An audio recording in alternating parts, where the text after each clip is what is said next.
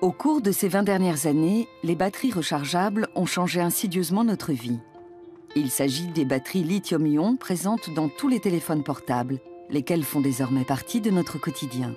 Le lithium a permis la révolution de l'information du XXIe siècle. Un fabricant d'appareils électroniques a un jour déclaré « J'ai une caméra vidéo, mais au bout de 20 minutes, la batterie est à plat. Il me faut quelque chose de mieux. » C'était Sony qui a conçu spécialement une batterie pour ses caméras vidéo. Les batteries lithium-ion présentent l'avantage d'être plus performantes, d'être rechargeables plus rapidement et d'avoir une durée de vie plus longue que les modèles classiques.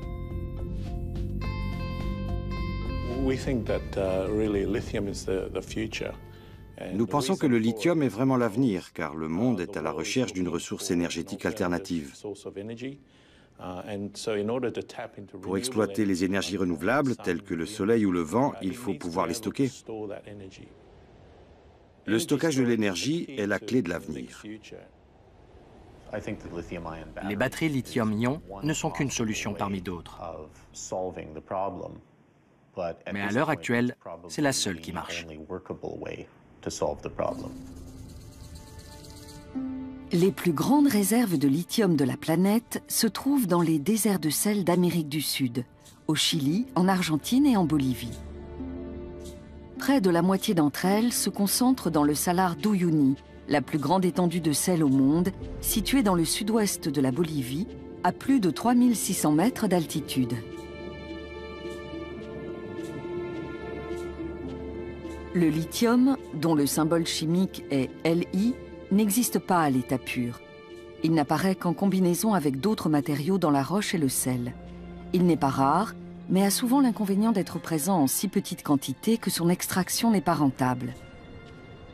L'immense réserve de lithium de l'Altiplano est encore en grande partie inexploitée. Mais cela pourrait bientôt changer.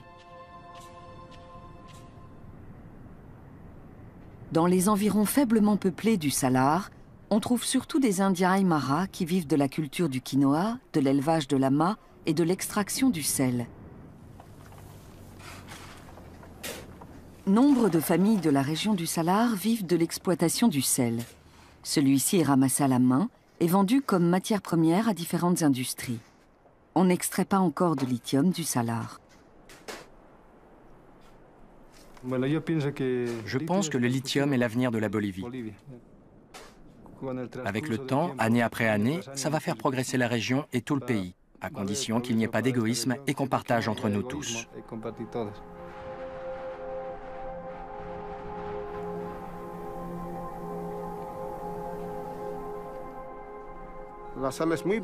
Ici, le sel est très bon marché. C'est pour ça qu'on travaille 10, 11, 12 heures par jour. Enfin, ça dépend de la résistance de chacun.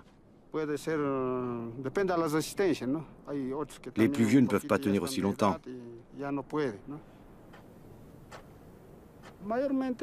La plupart des jeunes aident leur famille les samedis ou pendant les vacances.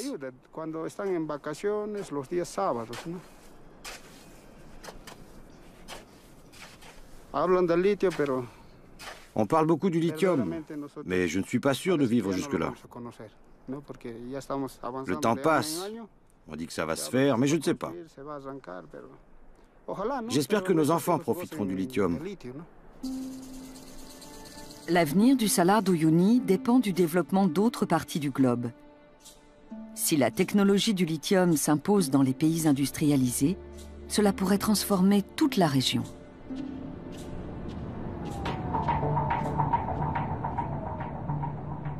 La consommation mondiale d'énergie, et notamment de pétrole, s'accroît d'année en année. Notre planète compte de plus en plus d'habitants, et la hausse de la consommation dans des pays très peuplés tels que l'Inde, le Brésil et surtout la Chine fait exploser la demande. Pendant longtemps, le pétrole bon marché a été le moteur de la croissance mondiale. Mais depuis le début du millénaire, son prix grimpe sans cesse, ce qui représente un danger pour l'économie planétaire. Parallèlement, les émissions de CO2 augmentent, et ce n'est qu'un facteur parmi d'autres qui contribue à l'effet de serre. Le combat contre le réchauffement de la Terre devient un impératif. À lui seul, le trafic automobile produit 25% des émissions de gaz carbonique dans le monde. chaque moteur à combustion accroît la pollution atmosphérique. Il en va de notre avenir et les gouvernements occidentaux commencent à agir. We know we can't build our economic future on the transportation and information networks of the past. We are remaking the American landscape with the largest new investment in our nation's infrastructure since Eisenhower built an interstate highway system in the 1950s. Wir wollen gerne, dass bis 2020 1 Million Elektrofahrzeuge auf unseren Straßen im Einsatz sind. Und bis 2030 könnten es 6 Millionen Fahrzeuge sein. Aux États-Unis, et plus timidement en Europe, des milliards de fonds publics sont débloqués pour développer de nouvelles technologies respectueuses de l'environnement. Il s'agit de sortir de la dépendance vis-à-vis du pétrole et de réduire les émissions de CO2. La voiture électrique est un élément central de cette stratégie. Au début du XXe siècle, il y avait déjà des voitures électriques dans nos villes. Elles étaient plus silencieuses et plus propres que les véhicules à combustion. Voilà 100 ans, nombre de bus, de taxis et de camions de pompiers roulaient à l'électrique. Depuis, les tentatives de commercialisation de la voiture électrique ont été nombreuses, bien que souvent hésitantes. Le problème majeur était les batteries. Toujours trop grandes, trop chères et pas assez performantes. Désormais, ces inconvénients paraissent surmontables grâce aux batteries lithium-ion. De petites entreprises comme Tesla, fabricant américain de voitures de sport, révolutionnent l'image du véhicule électrique et montrent son potentiel avec les batteries lithium-ion.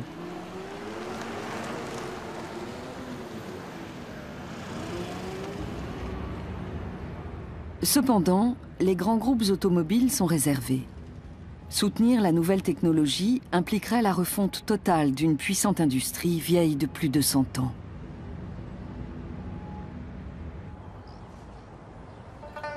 Dans d'autres parties du globe, on mise d'ores et déjà sur l'électromobilité. La Chine est par excellence le pays émergent, avec un taux de croissance exponentielle dans tous les domaines. Sa population, son économie et ses besoins en matières premières décuplent, tout comme ses problèmes de trafic et d'environnement. Voilà un pays de plus d'1 milliard d'habitants qui affiche un taux de croissance supérieur à 10% par an. Ce qui veut dire que dans 7 à 9 ans, tout aura doublé. Les besoins en logement, en route, en voiture. Il s'agit d'une partie importante de la population mondiale qui a un énorme impact sur le marché mondial des matières premières. Si la Chine atteint le niveau de consommation du Japon ou de la Corée, la production mondiale de pétrole ne suffira plus pour nous tous. Aujourd'hui, dans les grandes villes du pays, la consommation a atteint le niveau occidental. Dans le secteur du haut de gamme notamment, la Chine est considérée comme un marché d'avenir. Et l'industrie automobile mondiale en profite tout particulièrement. De nos jours, en Chine, la voiture a la même place qu'en Allemagne dans les années 60-70. Donc la voiture joue un rôle important, y compris sur le plan affectif, parce que ça montre qu'on a réussi, qu'on a avancé, qu'on a accédé à la classe moyenne. En quelques années, le nombre de voitures a explosé en Chine, ce qui en fait aujourd'hui le plus grand marché automobile au monde, devant les États-Unis. Et du coup, les problèmes se multiplient.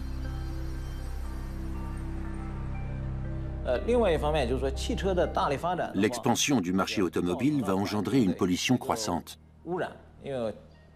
Elle provoquera une augmentation des émissions de gaz à effet de serre et du réchauffement climatique. Pour juguler ce problème de pollution, la Chine doit favoriser la fabrication de voitures à propulsion électrique. En ville, la pollution est insupportable. Le gouvernement tente d'enrayer le problème en limitant le nombre de véhicules. Désormais, à Pékin, les nouvelles immatriculations sont attribuées par un système de loterie. Mais si la Chine investit massivement dans l'électromobilité, c'est pour de toute autre raison. Dans un pays où l'industrie automobile est relativement jeune, on ne veut pas investir dans les technologies anciennes et on saute carrément une génération. En ce qui concerne l'électromobilité, toutes les entreprises allemandes, américaines, coréennes et même chinoises sont sur les starting blocks. La Chine s'est fixée comme premier objectif pour les 10 années à venir, soit jusqu'en 2020, de porter son parc de véhicules électriques à 5 millions, voire 10 millions d'unités. Les exigences quant à la capacité des batteries vont être encore plus élevées. Ces batteries devront donc équiper plus de 20% du marché automobile. C'est une proportion considérable. Quand la Chine se fixe un objectif, toutes les industries s'attellent aussitôt à sa réalisation.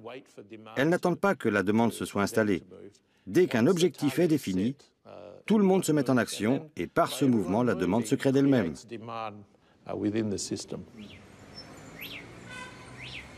Dans un autre domaine, on est déjà passé aux moteurs électriques. Bien qu'ils soient sur le marché depuis quelques années seulement, les cycles et motocycles électriques ont chassé des grandes villes les vélos classiques et les scooters à essence. À l'heure actuelle, la Chine compte 120 millions de deux-roues électriques.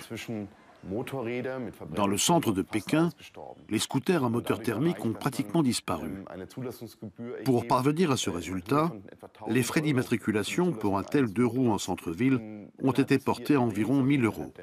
En conséquence de quoi, les gens se sont achetés un scooter électrique.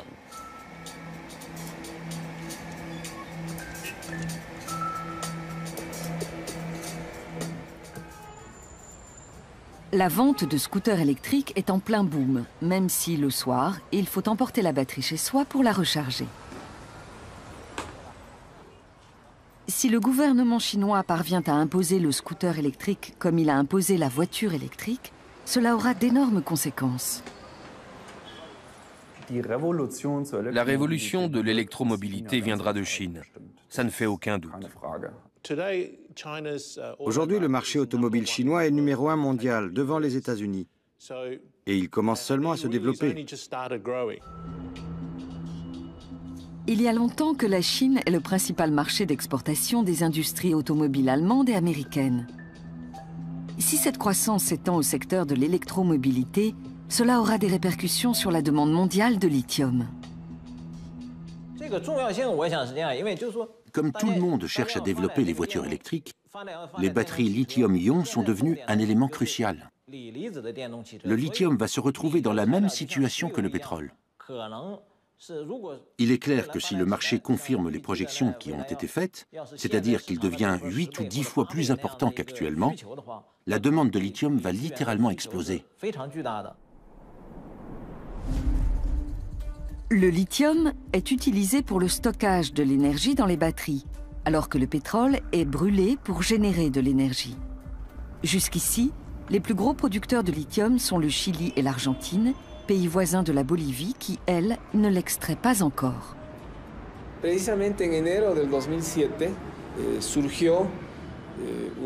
En janvier 2007, William Tahil, ingénieur en physique nucléaire, a formulé une critique importante en évoquant le problème du lithium.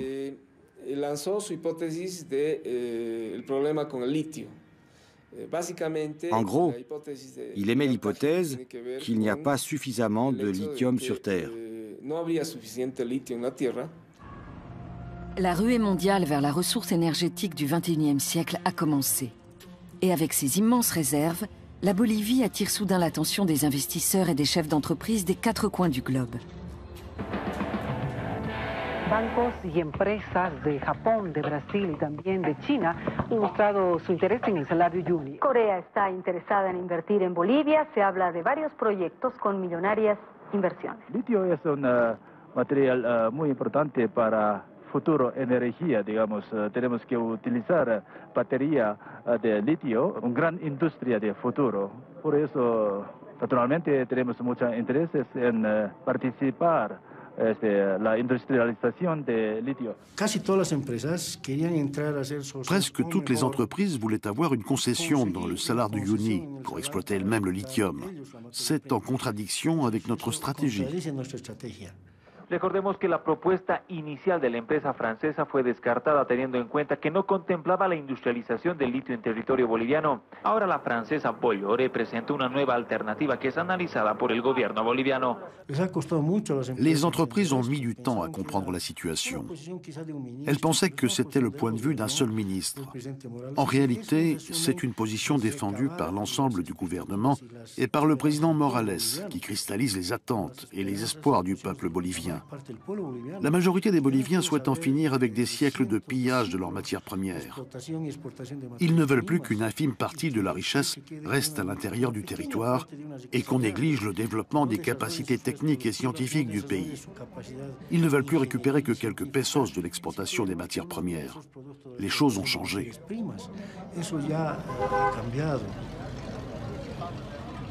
En 2005, à l'issue de violentes protestations des Indiens contre la privatisation des compagnies d'eau et de gaz, Evo Morales devient le premier président indien d'un pays d'Amérique latine.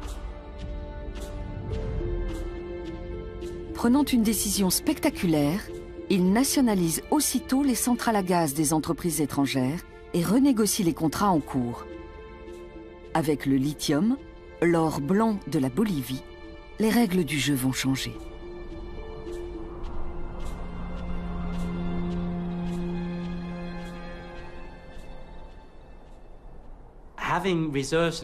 C'est bien d'avoir des réserves de matières premières, mais ça ne suffit pas. Il faut encore les extraire du sol et les transformer en produits de qualité pour pouvoir les vendre aux fabricants de batteries. Ça demande beaucoup d'argent et de savoir-faire technologique. Autrement dit, pour une entreprise allemande ou japonaise ou encore pour une grande compagnie minière, aller en Bolivie comporte de nombreux risques. Nous ne voulons pas d'un investisseur millionnaire qui nous verse une somme X et qui emporte avec lui les matières premières. Non, ce qui nous intéresse, c'est d'améliorer notre savoir et notre technologie pour générer davantage de valeur ajoutée à l'intérieur du pays et favoriser notre développement. À la surprise de la communauté internationale, le gouvernement bolivien décide de mettre sur pied son propre projet d'exploitation du lithium. D'abord avec des fonds exclusivement publics, donc sans investissement étranger, comme Evo Morales le souligne à l'inauguration. Nosotros estamos empezando esta instalación de una planta piloto de industrialización de este recurso natural. Entiendo perfectamente al compañero Francisco Gisbert que nos dice 100% estatal. Esta primera fase. Necesitas desarrollo tecnológico, necesitas know-how. Pour le développement technique, on a besoin de savoir-faire et de technologie. Pour cela, la seule action de l'État est insuffisante.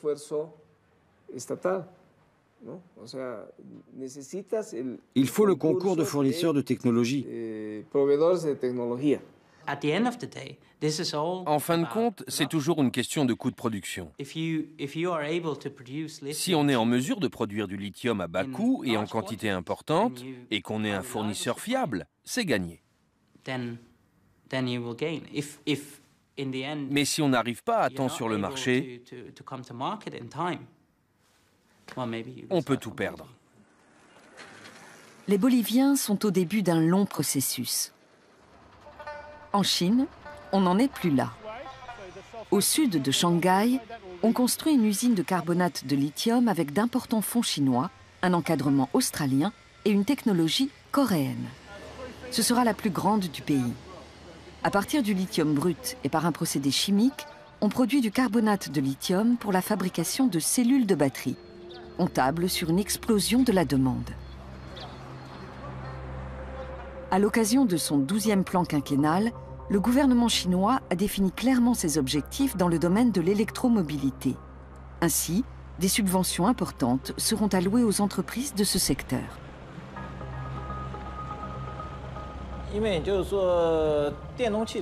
On a mis en service des voitures électriques à titre expérimental. Mais à ce jour, les résultats ne sont pas très convaincants.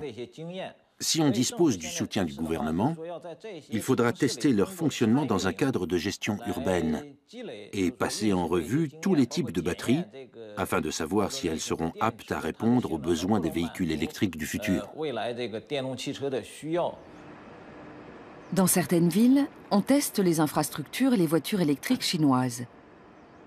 Si ces dernières sont commercialisables, elles doivent être adoptées le plus vite possible par la population grâce à une série de mesures incitatives. Par exemple, si vous achetez une voiture électrique à Pékin, vous n'avez pas à obtenir votre immatriculation à la loterie. Vous pouvez l'avoir directement. De plus, vous n'êtes pas limité à 4 jours. Vous pouvez utiliser votre véhicule électrique tous les jours. La Chine est le pays qui a mis en place le plus de mesures de soutien à l'achat d'un véhicule électrique. Ça peut monter jusqu'à 6 000 € d'aide de la part du gouvernement central, auxquels peuvent s'ajouter encore 6 000 € de la part du gouvernement local dans certaines villes comme Shanghai, Shenzhen ou Pékin. Le plus grand défi, c'est la capacité de stockage des batteries. Dans l'ensemble, les capacités de stockage d'électricité des batteries lithium-ion sont très supérieures à celles des batteries traditionnelles. Ces propriétés nous permettent d'avoir des exigences très élevées en termes de sécurité, d'homogénéité, de capacité, en particulier pour leurs applications aux voitures électriques. On peut considérer ces batteries comme une matière vivante. Elles sont relativement faciles à fabriquer, mais pour atteindre une qualité donnée, c'est plus complexe.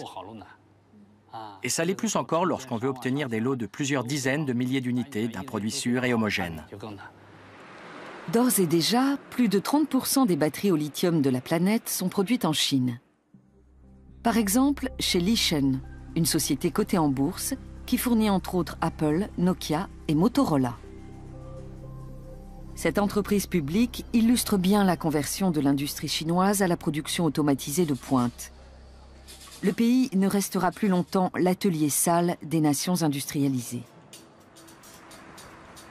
L'introduction de la voiture électrique n'élimine pas systématiquement la pollution. Certes, elle la réduit notablement en ville, mais la question reste de savoir comment produire l'électricité pour les véhicules. Sous l'effet de la croissance économique, les besoins énergétiques du pays ont fortement augmenté et continuent de progresser chaque année à un taux à 2 chiffres. Aujourd'hui encore, la Chine produit 90% de son électricité à partir du charbon, lequel est exploité en masse dans les montagnes du Nord. Dans les 30 000 mines du pays, pour la plupart vieillissantes, entre 6 000 et 10 000 personnes meurent chaque année d'un accident du travail. La houille est une ressource bon marché, mais sale. Et au cours de ces dernières années, les centrales à charbon chinoises sont devenues les plus grosses émettrices de CO2 du globe. Le gouvernement continue à miser sur ce combustible. Cependant, le nucléaire fait aussi partie de sa politique énergétique. Parallèlement, on investit dans les énergies renouvelables. La Chine est aujourd'hui le premier fabricant mondial de panneaux solaires et possède les plus grandes éoliennes de la planète. On est donc bien conscient des problèmes écologiques.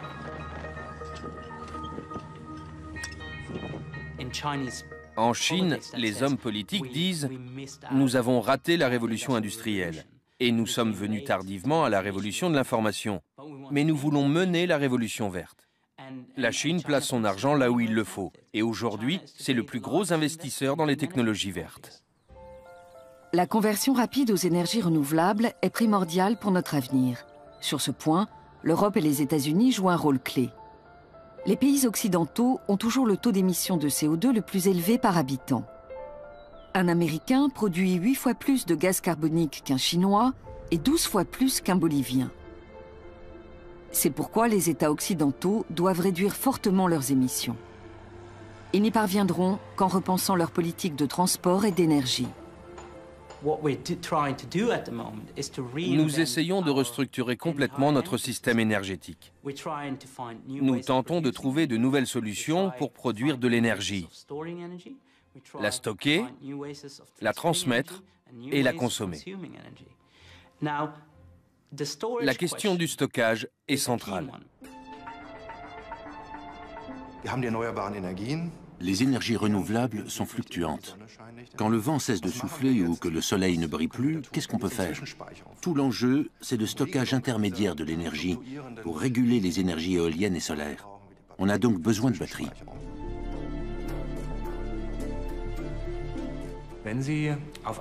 Prenons le cas d'une île qui a un système électrique fermé et disons que la part des énergies renouvelables est de 10 à 15%. À partir de 15%, le réseau commence à devenir instable et il faut réduire la part de l'éolien et du solaire. Donc, on ne peut pas injecter toute cette énergie dans le réseau électrique. Le problème n'est pas propre aux îles, il nous concerne tous. Et il est le même pour le réseau interconnecté européen. Si l'on veut atteindre l'objectif de 100% d'énergie renouvelable, il faut veiller à créer de grandes capacités de stockage pour les réseaux électriques européens. À l'avenir, les voitures électriques seront elles-mêmes un élément important dans l'approvisionnement en énergie, car si elles sont présentes en grand nombre, elles peuvent être utilisées comme unité de stockage. Techniquement, l'utilisation de véhicules électriques couplés aux centrales d'accumulation est un scénario tout à fait réaliste. Ça rend la voiture électrique particulièrement intéressante pour la restructuration du réseau électrique qu'on entreprend actuellement avec la nouvelle politique énergétique. La question est de savoir à quelle vitesse on pourra construire ce parc de voitures électriques et de centrales d'accumulation, car il faut encore trouver un financement.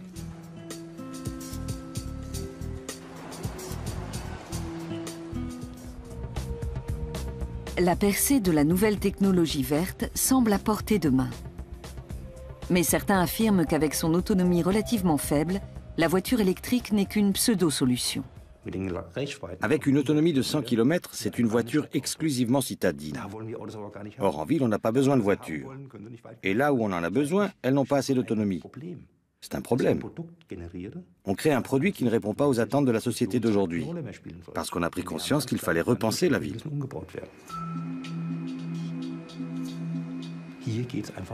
Il s'agit simplement d'avoir une jolie parure écolo. Regardez comme c'est beau, une légère teinte verte, mais ça ne résout pas nos problèmes.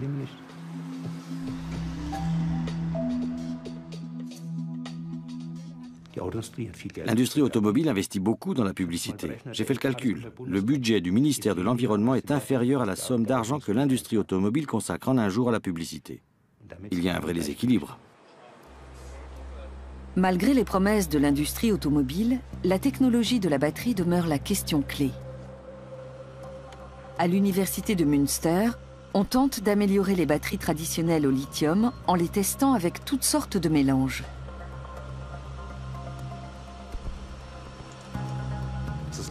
Il y a d'abord la résistance à la température. L'hiver, on ne travaille pas à l'extérieur avec son ordinateur portable. La voiture, elle, doit aussi rouler l'hiver. Ensuite, il y a la performance. À température normale, la performance de la technologie lithium-ion est bonne, mais à basse température, elle n'est pas suffisante. Puis, il y a la densité d'énergie et l'autonomie. Cette dernière est primordiale parce qu'il existe déjà une technologie qui offre une autonomie importante, le moteur à combustion. Il y a encore un énorme retard à rattraper. La technologie des batteries actuelles est conçue pour des distances courtes. Pour finir, il y a la sécurité qui doit être maximale et les coûts qui doivent être le plus faibles possible. Et sur ce dernier point, là encore, les batteries ont un certain retard à rattraper.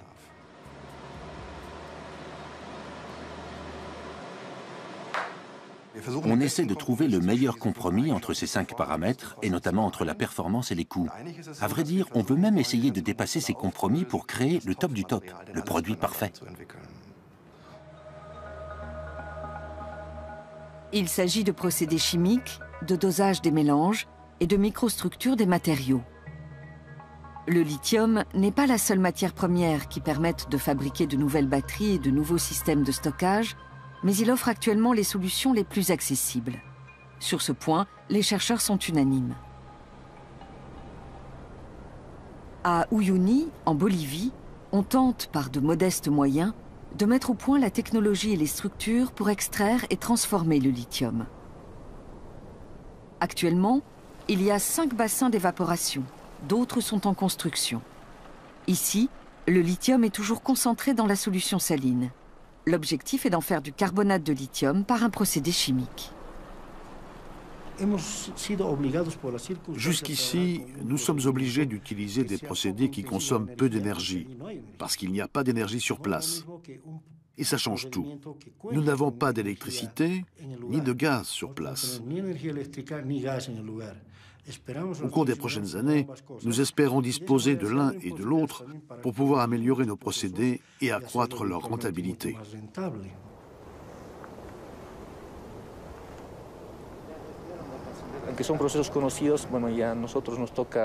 Même si ces procédés sont connus, nous devons les expérimenter nous-mêmes et essayer de les optimiser.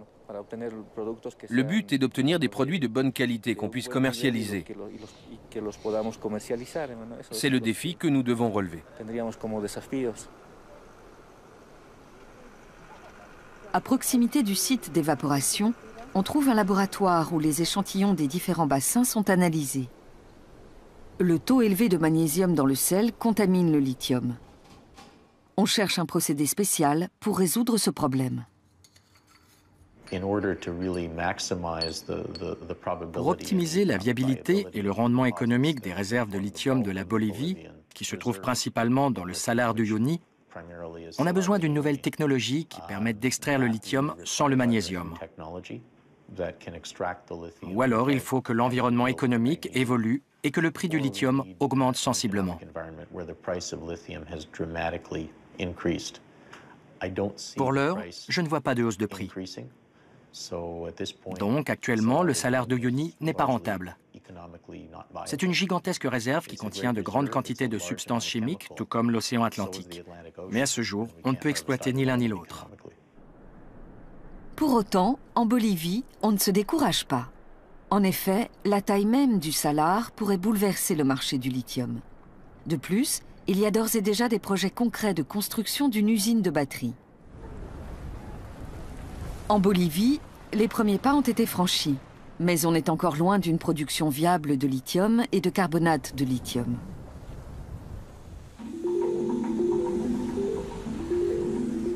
De même, en Chine, malgré des investissements massifs, la technologie se développe moins vite que prévu. En dépit du soutien important de l'État, de nombreux problèmes subsistent.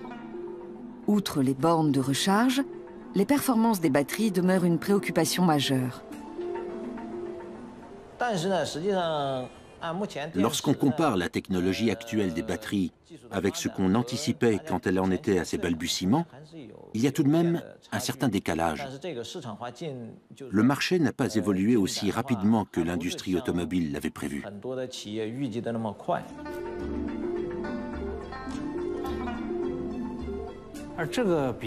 On est limité en termes de capacité. Ces batteries n'ont pas encore une autonomie suffisante pour satisfaire aux exigences du marché automobile. Il faut continuer à améliorer leur capacité.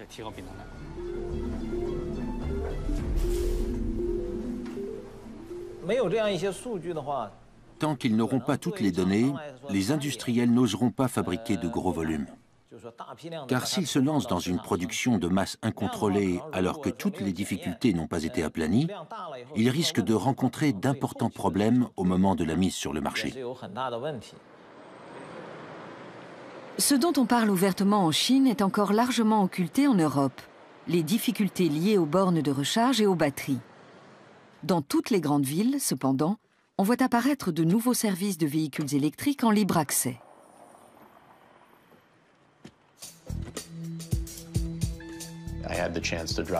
Dernièrement, j'ai eu l'occasion de conduire une Nissan Leaf. C'est une voiture formidable. Mais le tableau de bord indiquait la réserve d'électricité et la durée de chargement de la batterie. Et j'ai failli tomber de mon siège en voyant que la durée de chargement sur une prise électrique était de 17 heures. Ce n'est pas pratique.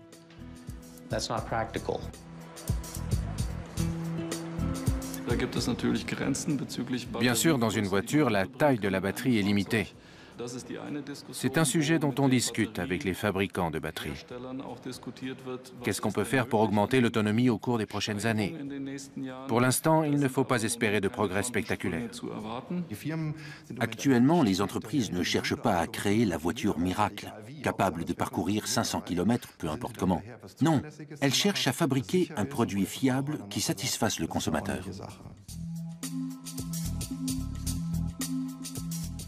Et c'est un point important, car la première génération de véhicules sera examinée à la loupe.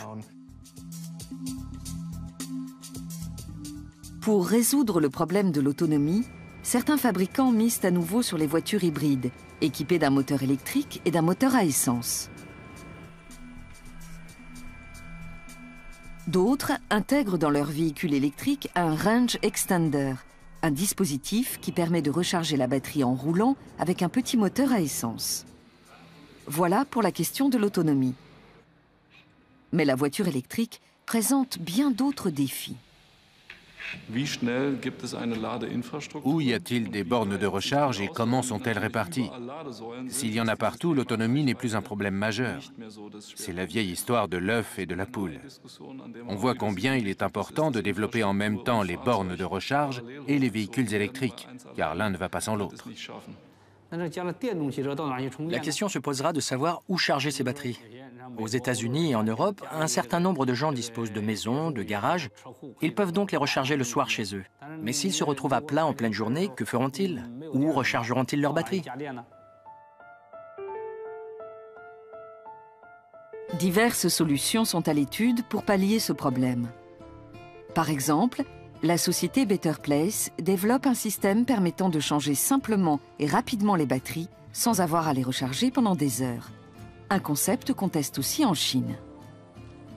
Toutefois, en Europe, nombre de fabricants automobiles ne veulent pas intégrer de batteries standardisées dans leurs véhicules. Et il y a d'autres sujets qui divisent, comme la normalisation des prises des bornes de recharge.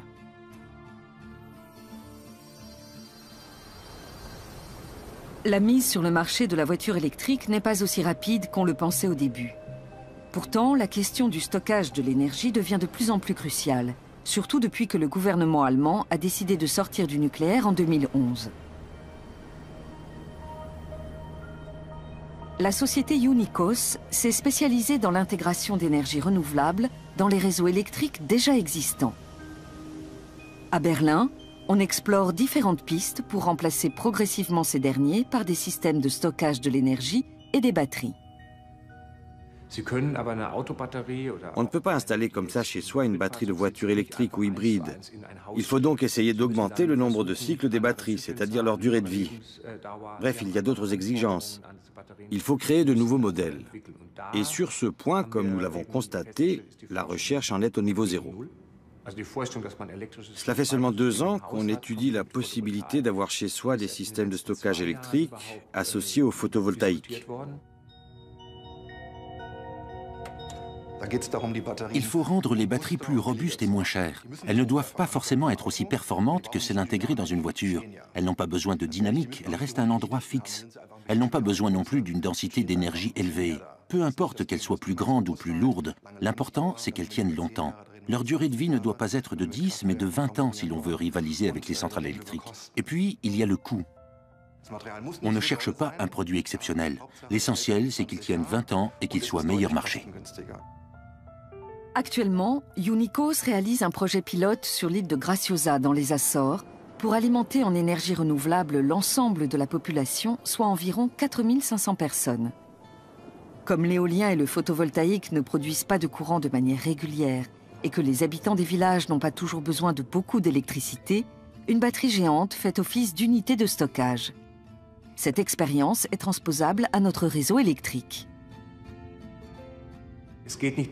Il ne s'agit pas de dire que telle ou telle solution est la bonne. L'objectif est d'intégrer les systèmes de stockage d'énergie dans différents modèles de marché et d'en améliorer la technologie pour les rendre viables. Nous sommes les premiers à avoir installé ici une batterie géante. Les grands groupes énergétiques auraient dû le faire il y a 10 ans. C'est leur mission, mais ils ne l'ont pas fait. Et c'est vraiment rageant de voir que des gens qui sont experts dans le domaine et qui savent pertinemment qu'on a besoin de structures de stockage n'ont pas réagi assez tôt pour perfectionner la technologie et la rendre bon marché. Notre système de production et d'approvisionnement électrique sera complètement repensé au cours des prochaines années. Les écarts entre l'offre et la demande seront comblés par des unités de stockage. Producteurs et consommateurs seront intégrés dans un smart grid. Un smart grid est un système intelligent qui veille à ce que l'électricité soit répartie judicieusement. Dès lors que chaque véhicule au garage permettra de stocker de l'énergie, dès lors qu'on aura un vaste réseau de centrales à accumulation de taille moyenne, donc moins grande que celle d'aujourd'hui, la distribution de l'électricité se fera autrement. En quelques fractions de secondes, il faudra acheminer du courant là où on en aura besoin. Ce sera complexe, mais passionnant, et ce sera sans doute une tâche herculéenne. La création d'un smart grid doit aller de pair avec l'installation de bornes de recharge pour les véhicules électriques et la construction de centrales à accumulation. Ça doit être fait en parallèle, sans quoi on ne pourra pas profiter pleinement des capacités de stockage des batteries.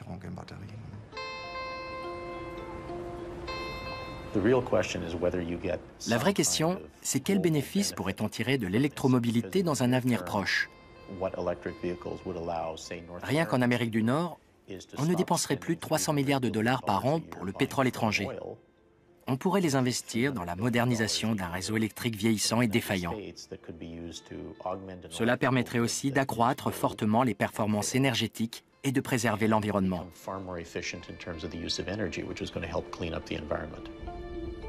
La conversion aux nouvelles technologies a un coût, et le lithium n'est pas la seule ressource énergétique du futur. Mais dans l'immédiat, c'est un élément primordial pour le développement de nos technologies. Si demain, le lithium devient le principal moyen de stocker de l'énergie, cela signifie qu'il devra être présent dans chaque voiture, et peut-être même dans chaque foyer. Et dans ce cas, la demande de lithium explosera.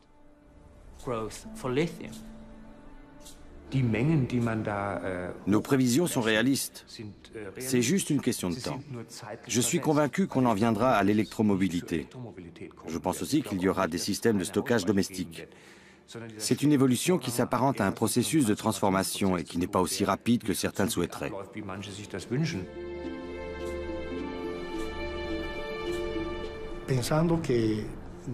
Nous pensons que d'ici la fin de l'année, nous mettrons en service l'usine pilote et que dans environ 4 ans, nous produirons de grosses quantités de lithium. Mais en même temps, nous voulons participer à la production de batteries. Et je rêve que notre pays en profite largement.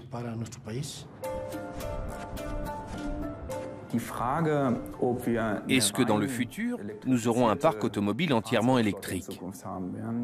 Ça dépend en grande partie des réglementations sur les émissions qui seront adoptées à l'échelle mondiale.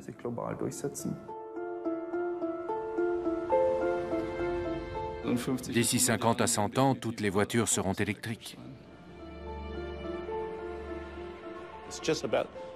Ça va bientôt décoller.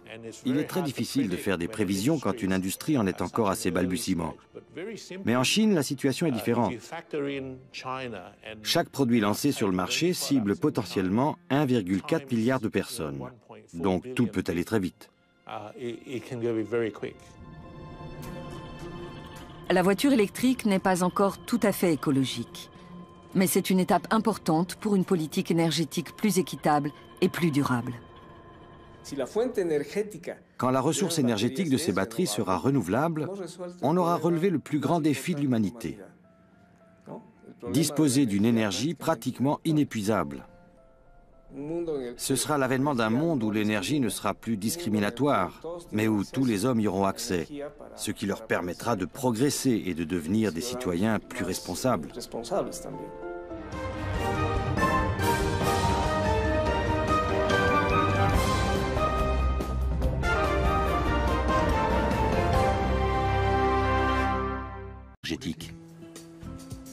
La question est de savoir à quelle vitesse on pourra construire ce parc de voitures électriques et de centrales d'accumulation, car il faut encore trouver un financement.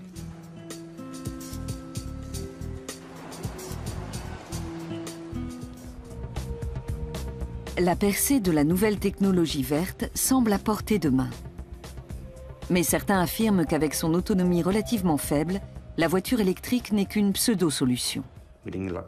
Avec une autonomie de 100 km, c'est une voiture exclusivement citadine. Or, en ville, on n'a pas besoin de voiture. Et là où on en a besoin, elles n'ont pas assez d'autonomie. C'est un problème. On crée un produit qui ne répond pas aux attentes de la société d'aujourd'hui, parce qu'on a pris conscience qu'il fallait repenser la ville.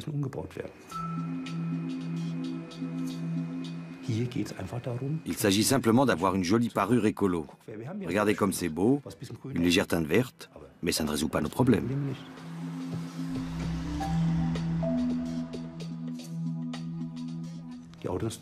L'industrie automobile investit beaucoup dans la publicité. J'ai fait le calcul. Le budget du ministère de l'Environnement est inférieur à la somme d'argent que l'industrie automobile consacre en un jour à la publicité. Il y a un vrai déséquilibre. Malgré les promesses de l'industrie automobile, la technologie de la batterie demeure la question clé. À l'université de Münster, on tente d'améliorer les batteries traditionnelles au lithium en les testant avec toutes sortes de mélanges.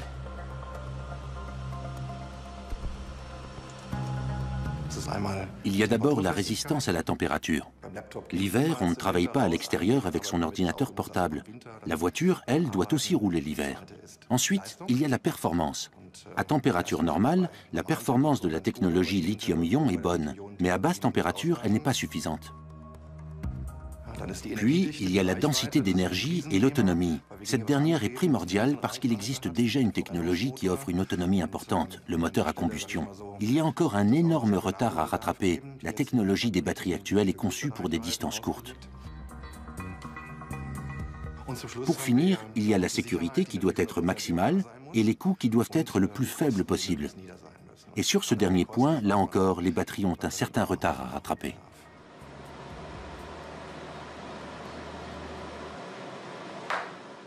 On essaie de trouver le meilleur compromis entre ces 5 paramètres, et notamment entre la performance et les coûts.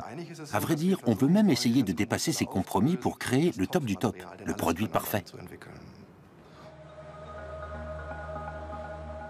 Il s'agit de procédés chimiques, de dosage des mélanges et de microstructure des matériaux. Le lithium n'est pas la seule matière première qui permette de fabriquer de nouvelles batteries et de nouveaux systèmes de stockage, mais il offre actuellement les solutions les plus accessibles. Sur ce point, les chercheurs sont unanimes. À Uyuni, en Bolivie, on tente, par de modestes moyens, de mettre au point la technologie et les structures pour extraire et transformer le lithium. Actuellement, il y a 5 bassins d'évaporation, d'autres sont en construction. Ici, le lithium est toujours concentré dans la solution saline. L'objectif est d'en faire du carbonate de lithium par un procédé chimique. Jusqu'ici, nous sommes obligés d'utiliser des procédés qui consomment peu d'énergie, parce qu'il n'y a pas d'énergie sur place. Et ça change tout. Nous n'avons pas d'électricité ni de gaz sur place. Au cours des prochaines années, nous espérons disposer de l'un et de l'autre pour pouvoir améliorer nos procédés et accroître leur rentabilité.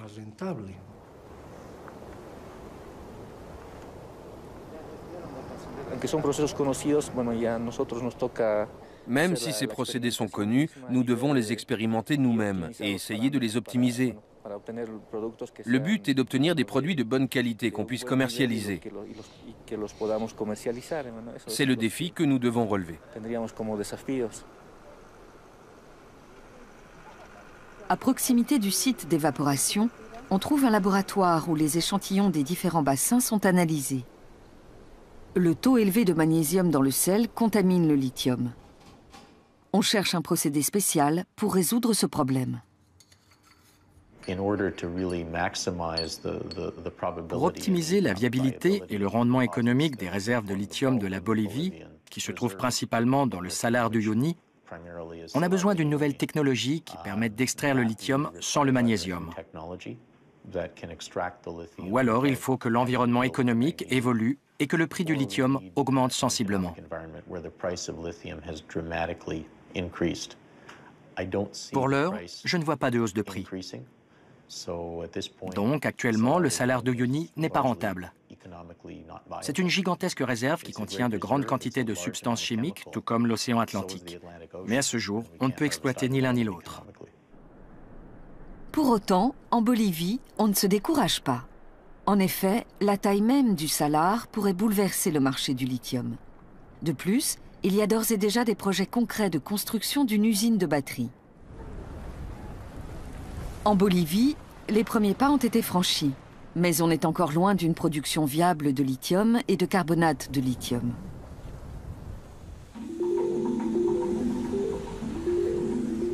De même, en Chine, malgré des investissements massifs, la technologie se développe moins vite que prévu. En dépit du soutien important de l'État, de nombreux problèmes subsistent. Outre les bornes de recharge, les performances des batteries demeurent une préoccupation majeure. Lorsqu'on compare la technologie actuelle des batteries avec ce qu'on anticipait quand elle en était à ses balbutiements, il y a tout de même un certain décalage. Le lithium va littéralement exploser. Le lithium est utilisé pour le stockage de l'énergie dans les batteries, alors que le pétrole est brûlé pour générer de l'énergie. Jusqu'ici, les plus gros producteurs de lithium sont le Chili et l'Argentine, pays voisins de la Bolivie qui, elle, ne l'extrait pas encore.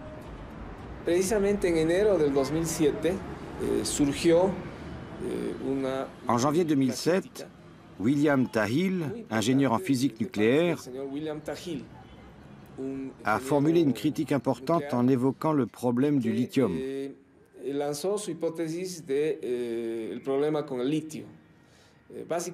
En gros, il émet l'hypothèse qu'il n'y a pas suffisamment de lithium sur Terre. La ruée mondiale vers la ressource énergétique du XXIe siècle a commencé. Et avec ses immenses réserves, la Bolivie attire soudain l'attention des investisseurs et des chefs d'entreprise des 4 coins du globe. Bancos y empresas de Japón, de Brasil y también de China han mostrado su interés en el salario Uyuni. Corea está interesada en invertir en Bolivia. Se habla de varios proyectos con millonarias inversiones. Litio es un material muy importante para futuro energía, digamos. Tenemos que utilizar batería de litio, una gran industria de futuro. Por eso, naturalmente, tenemos muchos intereses en participar la industrialización de litio. Presque toutes les entreprises voulaient avoir une concession dans le salar de Uyuni pour exploiter elles-mêmes le lithium. C'est en contradiction avec notre stratégie. Recordemos que la propuesta inicial de la empresa francesa fue descartada teniendo en cuenta que no contemplaba la industrialización del litio en territorio boliviano. Ahora la francesa Bolloré presentó una nueva alternativa que es analizada por el gobierno boliviano. Les entreprises ont mis du temps à comprendre la situation. Elles pensaient que c'était le point de vue d'un seul ministre. En réalité, c'est une position défendue par l'ensemble du gouvernement et par le président Morales, qui cristallise les attentes et les espoirs du peuple bolivien. La majorité des Boliviens souhaitent en finir avec des siècles de pillage de leurs matières premières. Ils ne veulent plus qu'une infime partie de la richesse reste à l'intérieur du territoire et qu'on néglige le développement des capacités techniques et scientifiques du pays. Ils ne veulent plus récupérer que quelques pesos de l'exportation des matières premières. Les choses ont changé.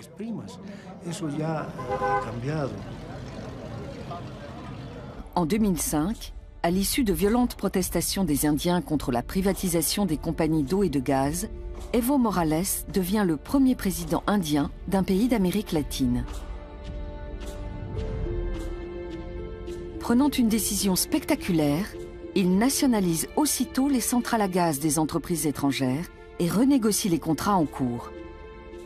Avec le lithium, l'or blanc de la Bolivie, les règles du jeu vont changer.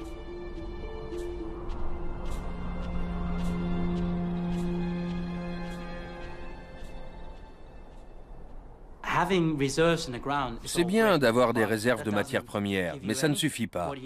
Il faut encore les extraire du sol et les transformer en produits de qualité pour pouvoir les vendre aux fabricants de batteries. Ça demande beaucoup d'argent et de savoir-faire technologique. Autrement dit, pour une entreprise allemande ou japonaise ou encore pour une grande compagnie minière, aller en Bolivie comporte de nombreux risques. Nous ne voulons pas d'un investisseur millionnaire qui nous verse une somme X et qui emporte avec lui les matières premières. Non, ce qui nous intéresse, c'est d'améliorer notre savoir et notre technologie pour générer davantage de valeur ajoutée à l'intérieur du pays et favoriser notre développement. À la surprise de la communauté internationale, le gouvernement bolivien décide de mettre sur pied son propre projet d'exploitation du lithium. D'abord avec des fonds exclusivement publics, donc sans investissement étranger, comme Evo Morales le souligne à l'inauguration. Nosotros estamos empezando esta instalación de una planta piloto de industrialización de este recurso natural. Entiendo perfectamente al compañero Francisco Gisbert, que nos dice 100% estatal, esta primera fase. Necesitas desarrollo tecnológico, necesitas know-how. Pour le développement technique, on a besoin de savoir-faire et de technologie. Pour cela, la seule action de l'État est insuffisante.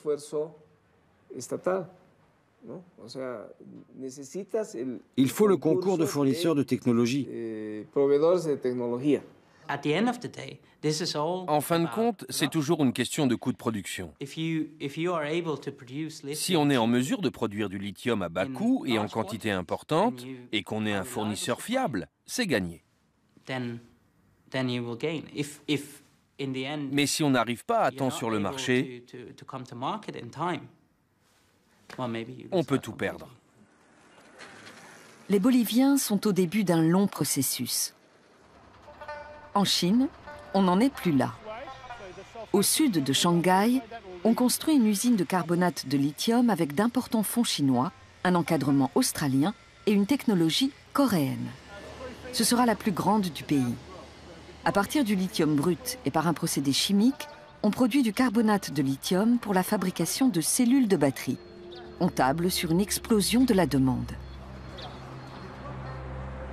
À l'occasion de son 12e plan quinquennal, le gouvernement chinois a défini clairement ses objectifs dans le domaine de l'électromobilité. Ainsi, des subventions importantes seront allouées aux entreprises de ce secteur.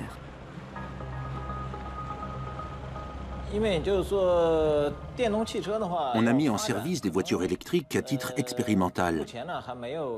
Mais à ce jour, les résultats ne sont pas très convaincants.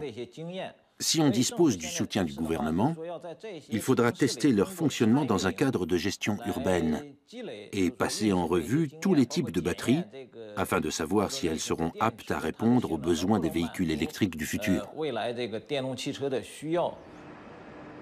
Dans certaines villes, on teste les infrastructures et les voitures électriques chinoises.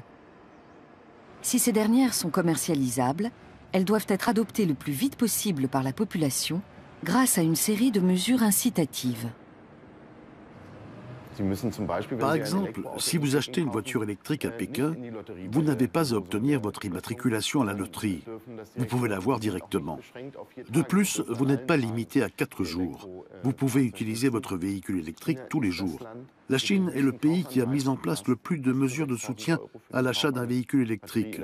Ça peut monter jusqu'à 6 000 € d'aide de la part du gouvernement central, auxquels peuvent s'ajouter encore 6 000 € de la part du gouvernement local dans certaines villes comme Shanghai, Shenzhen ou Pékin. Le plus grand défi, c'est la capacité de stockage des batteries. Dans l'ensemble, les capacités de stockage d'électricité des batteries lithium-ion sont très supérieures à celles des batteries traditionnelles. Ces propriétés nous permettent d'avoir des exigences très élevées en termes de sécurité, d'homogénéité, de capacité, en particulier pour leurs applications aux voitures électriques. On peut considérer ces batteries comme une matière vivante.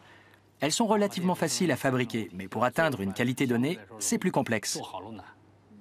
Et ça l'est plus encore lorsqu'on veut obtenir des lots de plusieurs dizaines de milliers d'unités d'un produit sûr et homogène. D'ores et déjà, plus de 30% des batteries au lithium de la planète sont produites en Chine. Par exemple, chez Lishen, une société cotée en bourse qui fournit entre autres Apple, Nokia et Motorola. Cette entreprise publique illustre bien la conversion de l'industrie chinoise à la production automatisée de pointe. Le pays ne restera plus longtemps l'atelier sale des nations industrialisées. L'introduction de la voiture électrique n'élimine pas systématiquement la pollution. Certes, elle la réduit notablement en ville, mais la question reste de savoir comment produire l'électricité pour les véhicules. Sous l'effet de la croissance économique, les besoins énergétiques du pays ont fortement augmenté et continue de progresser chaque année à un taux à 2 chiffres. Aujourd'hui encore, la Chine produit 90% de son électricité à partir du charbon, lequel est exploité en masse dans les montagnes du Nord. Dans les 30 000 mines du pays, pour la plupart vieillissantes, entre 6 000 et 10 000 personnes meurent chaque année d'un accident du travail. La houille est une ressource bon marché, mais sale. Et au cours de ces dernières années, les centrales à charbon chinoises sont devenues les plus grosses émettrices de CO2 du globe. Le gouvernement continue à miser sur ce combustible. Cependant, le nucléaire fait aussi partie de sa politique énergétique. Parallèlement, on investit dans les énergies renouvelables. La Chine est aujourd'hui le premier fabricant mondial de panneaux solaires et possède les plus grandes éoliennes de la planète. On est donc bien conscient des problèmes écologiques.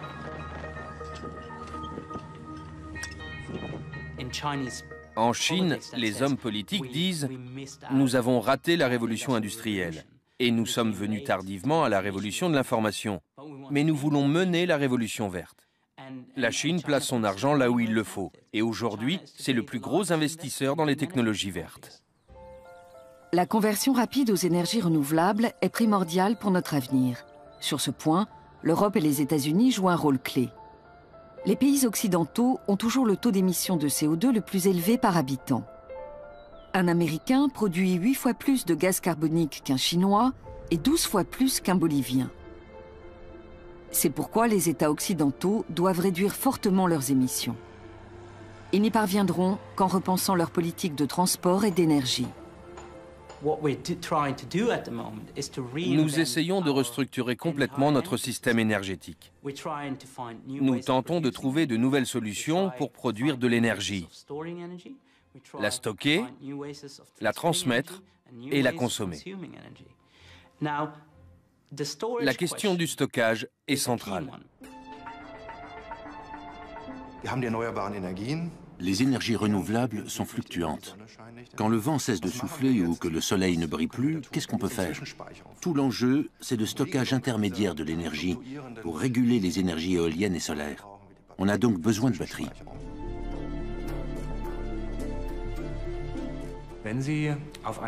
Prenons le cas d'une île qui a un système électrique fermé et disons que la part des énergies renouvelables est de 10 à 15%. À partir de 15%, le réseau commence à devenir instable et il faut réduire la part de l'éolien et du solaire. Donc, on ne peut pas injecter toute cette énergie dans le réseau électrique. Le problème n'est pas propre aux îles, il nous concerne tous. Et il est le même pour le réseau interconnecté européen. Si l'on veut atteindre l'objectif de 100% d'énergie renouvelable, il faut veiller à créer de grandes capacités de stockage pour les réseaux électriques européens. À l'avenir, les voitures électriques seront elles-mêmes un élément important dans l'approvisionnement en énergie, car si elles sont présentes en grand nombre, elles peuvent être utilisées comme unité de stockage. Techniquement, l'utilisation de véhicules électriques couplés aux centrales d'accumulation est un scénario tout à fait réaliste. Ça rend la voiture électrique particulièrement intéressante pour la restructuration du réseau électrique qu'on entreprend actuellement avec la nouvelle politique énergétique. Trop chère et pas assez performante. Désormais, ces inconvénients paraissent surmontables grâce aux batteries lithium-ion. De petites entreprises comme Tesla, fabricant américain de voitures de sport, révolutionnent l'image du véhicule électrique et montrent son potentiel avec les batteries lithium-ion.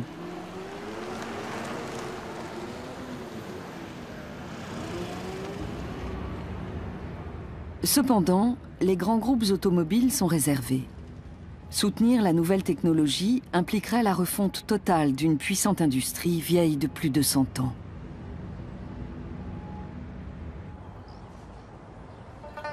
Dans d'autres parties du globe, on mise d'ores et déjà sur l'électromobilité. La Chine est par excellence le pays émergent, avec un taux de croissance exponentielle dans tous les domaines.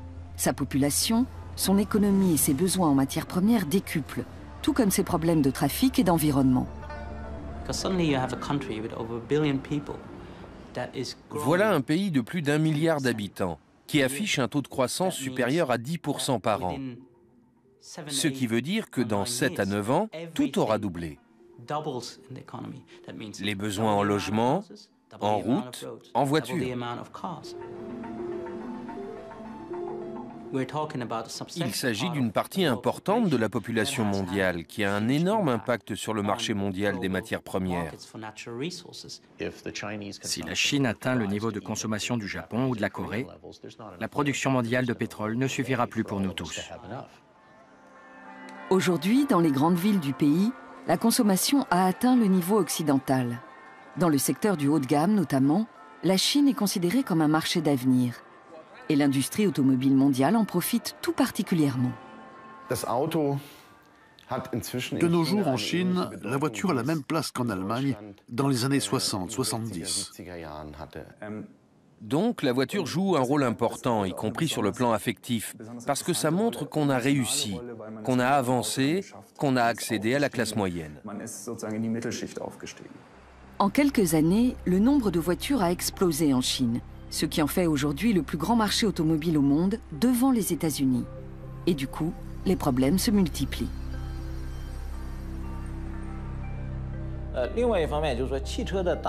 L'expansion du marché automobile va engendrer une pollution croissante.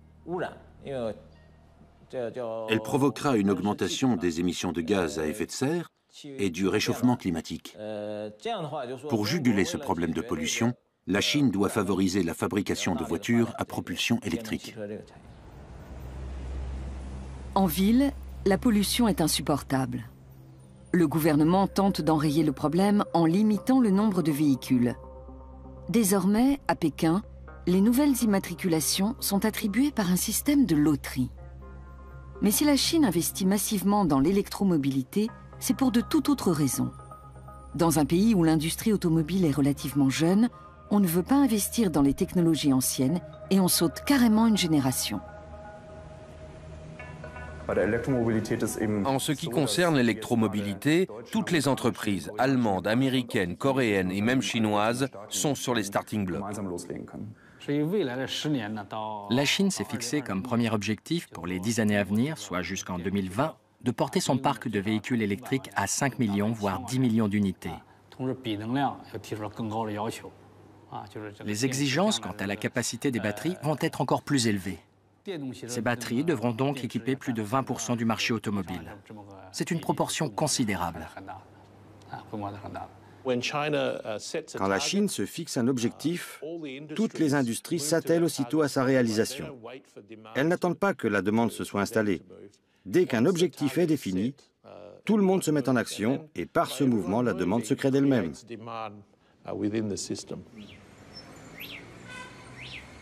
Dans un autre domaine, on est déjà passé aux moteurs électriques.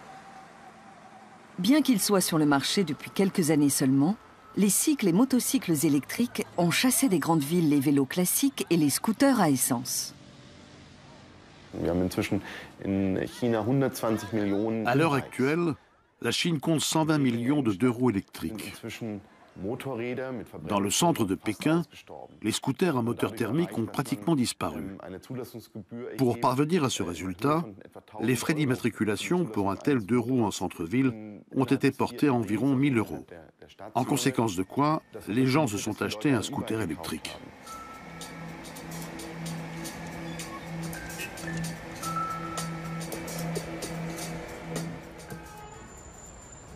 La vente de scooters électriques est en plein boom, même si le soir, il faut emporter la batterie chez soi pour la recharger.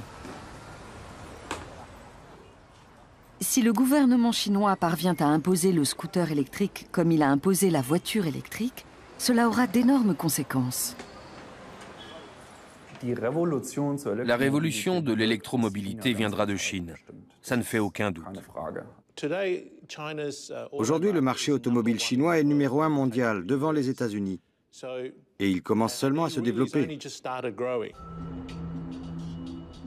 Il y a longtemps que la Chine est le principal marché d'exportation des industries automobiles allemandes et américaines. Si cette croissance s'étend au secteur de l'électromobilité, cela aura des répercussions sur la demande mondiale de lithium. Comme tout le monde cherche à développer les voitures électriques, les batteries lithium-ion sont devenues un élément crucial. Le lithium va se retrouver dans la même situation que le pétrole. Il est clair que si le marché confirme les projections qui ont été faites, c'est-à-dire qu'il devient 8 ou 10 fois plus important qu'actuellement, la demande de lithium...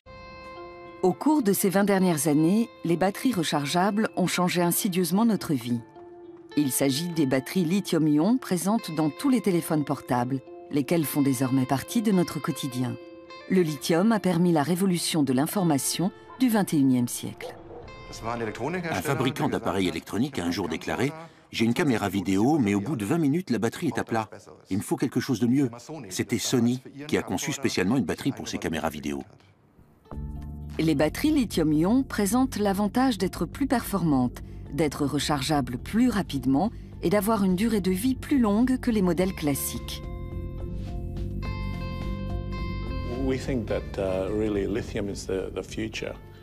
Nous pensons que le lithium est vraiment l'avenir, car le monde est à la recherche d'une ressource énergétique alternative. Pour exploiter les énergies renouvelables, telles que le soleil ou le vent, il faut pouvoir les stocker. Le stockage de l'énergie est la clé de l'avenir. Les batteries lithium-ion ne sont qu'une solution parmi d'autres. Mais à l'heure actuelle, c'est la seule qui marche. Les plus grandes réserves de lithium de la planète se trouvent dans les déserts de sel d'Amérique du Sud, au Chili, en Argentine et en Bolivie. Près de la moitié d'entre elles se concentrent dans le salar d'Uyuni, la plus grande étendue de sel au monde, située dans le sud-ouest de la Bolivie, à plus de 3600 mètres d'altitude. Le lithium, dont le symbole chimique est Li, n'existe pas à l'état pur. Il n'apparaît qu'en combinaison avec d'autres matériaux dans la roche et le sel. Il n'est pas rare, mais a souvent l'inconvénient d'être présent en si petite quantité que son extraction n'est pas rentable. L'immense réserve de lithium de l'altiplano est encore en grande partie inexploitée. Mais cela pourrait bientôt changer. Dans les environs faiblement peuplés du Salar, on trouve surtout des Indiens Aymara qui vivent de la culture du quinoa, de l'élevage de lama et de l'extraction du sel. Nombre de familles de la région du Salar vivent de l'exploitation du sel. Celui-ci est ramassé à la main et vendu comme matière première à différentes industries. On n'extrait pas encore de lithium du Salar. Je pense que le lithium est l'avenir de la Bolivie. Avec le temps, année après année, ça va faire progresser la région et tout le pays, à condition qu'il n'y ait pas d'égoïsme et qu'on partage entre nous tous.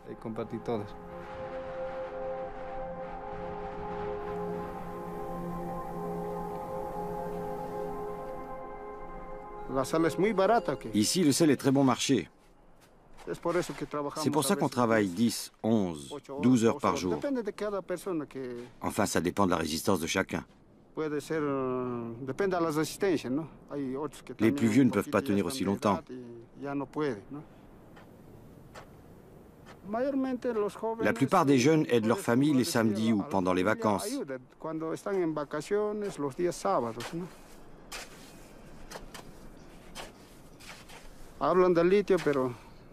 On parle beaucoup du lithium, mais je ne suis pas sûr de vivre jusque-là. Le temps passe. On dit que ça va se faire, mais je ne sais pas. J'espère que nos enfants profiteront du lithium. L'avenir du Salar d'Uyuni dépend du développement d'autres parties du globe. Si la technologie du lithium s'impose dans les pays industrialisés, cela pourrait transformer toute la région.